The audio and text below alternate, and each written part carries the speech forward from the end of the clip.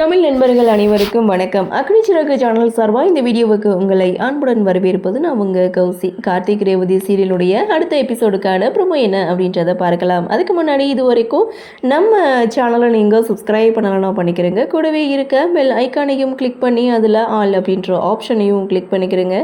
அப்போ தான் நான் போடக்கூடிய வீடியோ உங்களுக்கு உடனே நோட்டிஃபிகேஷனாக வரும். அடடா, இந்த ப்ரோமோவுக்காக தாங்க நாங்கள் இவ்வளோ நாளும் காத்துட்ருந்தோம் அப்படின்ற மாதிரி செம க்யூட்டான ஒரு ப்ரோமோ வந்து கொடுத்துருக்காங்க. அதாவது ரேவதி இருக்கக்கூடிய லொக்கேஷனை கார்த்திக் கண்டுபிடிச்சி வந்தாலும் அந்த ரவுடிங்க ரேவதியை மலை உச்சியிலிருந்து கீழே தள்ளி விட்டுறாங்க. ஆனால் ரேவதி பார்த்திங்கன்னா அங்கே இருக்க ஒரு பாறையை பிடிச்சி தொங்கிட்டு இருக்காங்க. இன்னொரு பக்கம் கார்த்தி ஃபைட் கொடுத்துட்ருக்காரு. செம்ம ஒரு ஃபைட்டு. ஒரு பக்கம் ரேவதி விழ போகிறாங்க, இன்னொரு பக்கம் கார்த்தி ஃபைட் பண்ணிகிட்டு இருக்காங்க. ஸோ ஒரு கட்டத்தில் ரேவதி தடுமாறி கீழே விழ போகிற அந்த தருணம் கரெக்டாக கார்த்தி வந்து ரேவதியுடைய கையை பிடிக்க, ஆனால் ரேவதி ஃபஸ்ட்டு பிடிக்க மாட்டாங்க. அதுக்கப்புறம் கார்த்தியுடைய கையை பிடிப்பாங்க பாருங்கள்.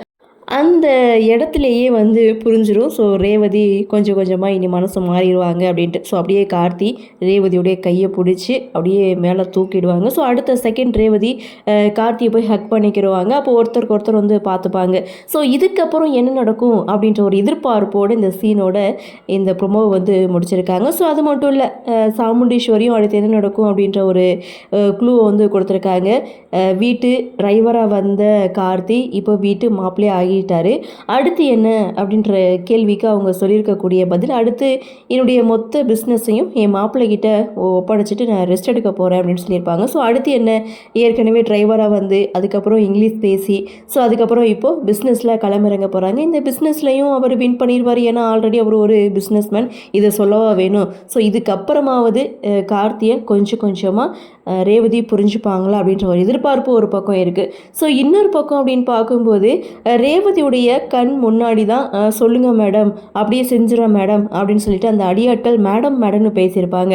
அப்போது ரேவதி வந்து அதெல்லாம் யோசித்து பார்த்து அந்த மேடம் யார், ஒருவேளை கார்த்தி சொன்னது உண்மையாக இருக்குமோ அப்படின்னு சொல்லி யோசிக்கக்கூட சான்ஸ் இருக்குது. இப்படியும் இருக்குது அப்படியும் இருக்குது. சரி, எப்படி நடக்குது அப்படின்றத நாமளும் பொறுத்திருந்து பார்க்கலாம்.